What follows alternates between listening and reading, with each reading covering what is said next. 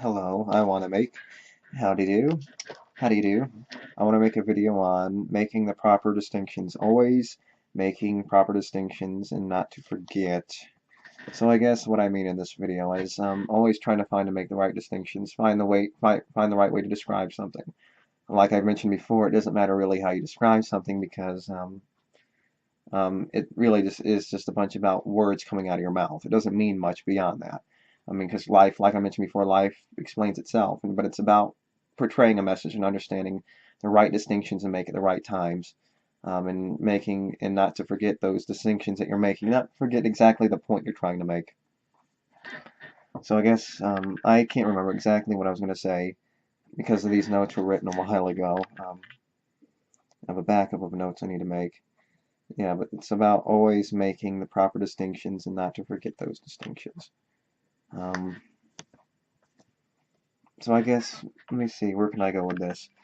Because I want to make sure I can cover all these, and if I wait longer, I can't come back and I'll just forget more. So yeah, I guess it comes down to making the proper distinctions, understanding that there's so many distinctions to come from. Almost, there's so many ways to come an argument. Or come at a specific idea, and it's about making sure you can get those ideas across the best you can. And there's only so much you can do. Obviously, that's a go-to statement. You can only do so much. But it's about understanding the proper distinctions, and you can only do so much, and understand the implications of the right way of describing something, and understanding and making the right comparisons and um, distinctions between things, and not to forget those distinctions that you can make. I guess I'm just going to wing it from here because there's nothing else I can much remember about the subject that I was thinking about when I was making this. Um, like I guess I can say, make the most of this statement. Always making the proper distinctions and not forgetting. Not forget. Don't forget them, or not forget. So yes, I guess you can always try your best in making distinctions and an argument and making points and understanding reality and or understanding an argument or point of view. There's only so many ways you can tackle making the right comparisons and seeing if that can lead to the outcome that you want to get to, because it's about understanding the argument, the point you're trying to make, and the way that you're going to make it. So like these videos, I'm not necessarily getting to the point I want to make, and I'm kind of confused in what I'm trying to get the point across. It's about understanding where you need to go from a certain point, and having an expectation. I have an expectation, but I don't necessarily know if I'm going to reach that expectation.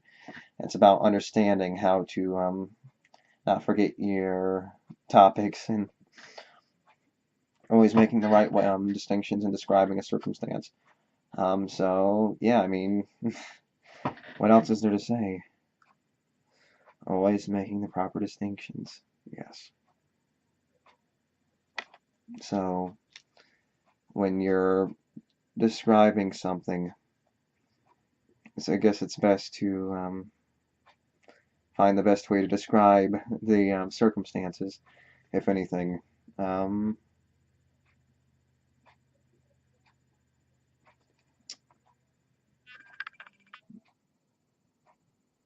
so, sorry. I'm sorry I'm making them pausing. I can satisfy a control of my thumbs for you in front of the camera. Yeah, anyway, yeah, let's just go from somewhere, I guess. Yeah, so I can just make this a very short video. So yes, always making the proper distinctions. I can't remember if I was mentioning arguments or something else, but I guess if we're talking about arguments, yes, it's best to understand that if you're comparing something to say you're comparing um, life and death to prove that life is not the best game to play. It's about understanding how to make those distinctions, how to understand life and death, and make death make life seem like it's not worth living, depending on the point you're trying to get across more than anything else. So you need to make death and life itself seem like it's a distinction worth making to make it seem like it's not worth much anything at all. If that makes any sense. Um,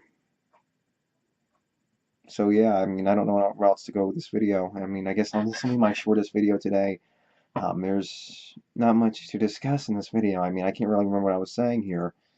But I guess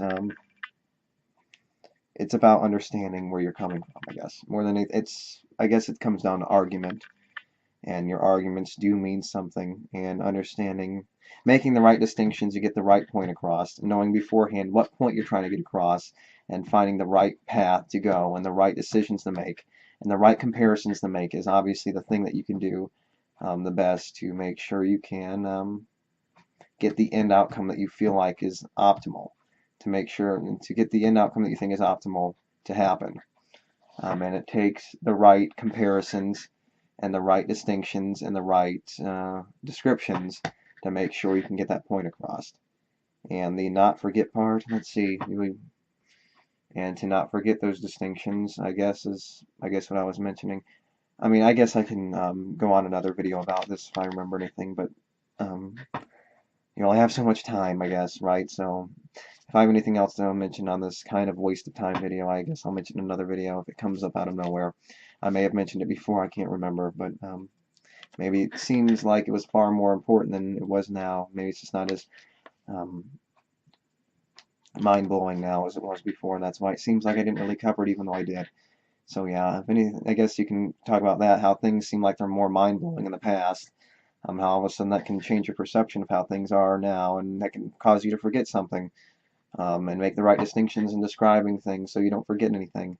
But things can seem more profound, and then you forget things, and all of a sudden they don't seem as profound.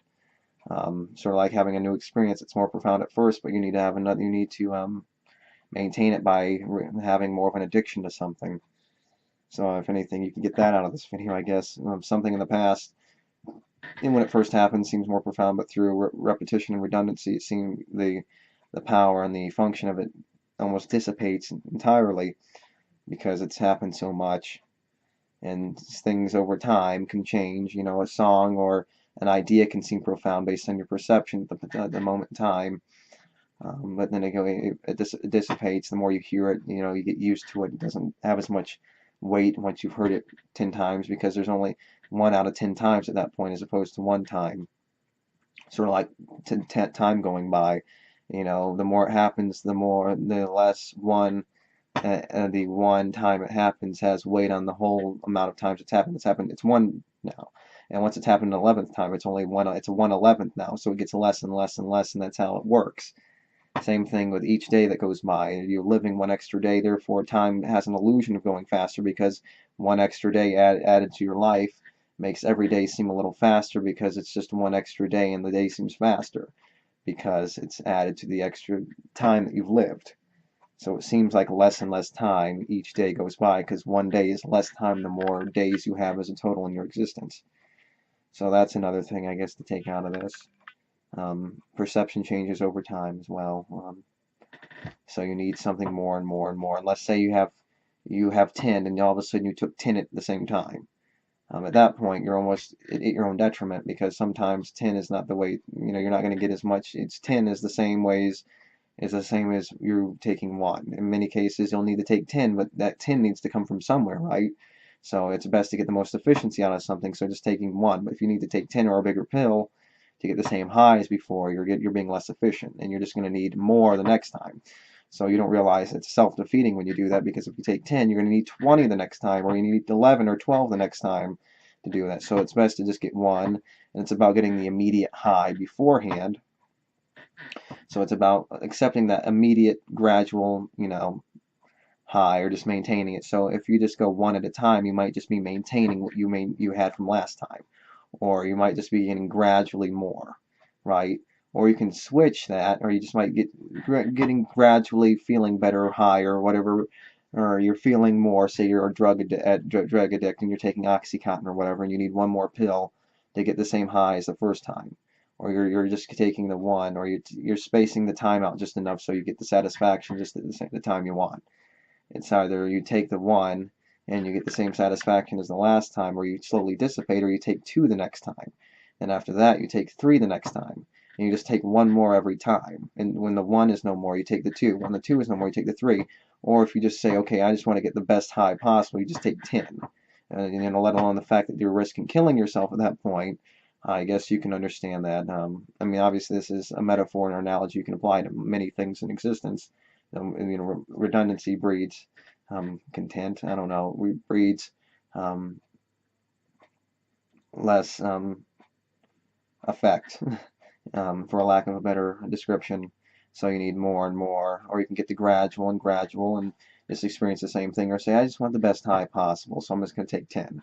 But you don't realize once you take 10, 1 and 2 and 3 and 4 are not going to have as much of an effect anymore. You're going to be used to the 10 now, and you're going to have to take more. Not only that, you're only going to take more, you're risking more, you're going to be less efficient, you're going to need to take more, you're going to need to spend more money, or whatever it is on whatever you're trying to satisfy, but you're going to need 11 the next time, and you're going to need 12 the next time to get the same satisfaction. You're going to need to stop for a year because 10 was so much that you need a year to make sure 1 even means anything anymore. So you need to, yeah, it's about mediation, I guess. It's about realizing your addiction and realizing just how much it controls you and um, how much it has an effect and how little it means in the end. So, yeah, I don't know what else to say, yeah. So it's about making those value judgments, I guess. You want the immediate high, the best high, the most immediate best high you can get possible. You want the gradual one over time, um, or whatever decision you may make. It's about, the one, and when the one no longer works, get the two, or you just say, I'm going to jump to the 10, but then you realize that's just going to be biting yourself in the ass because it ends up being a detriment in the end. And you're going to have to equal it out by, taking a break or whatever. You get the point, right? I hope you do.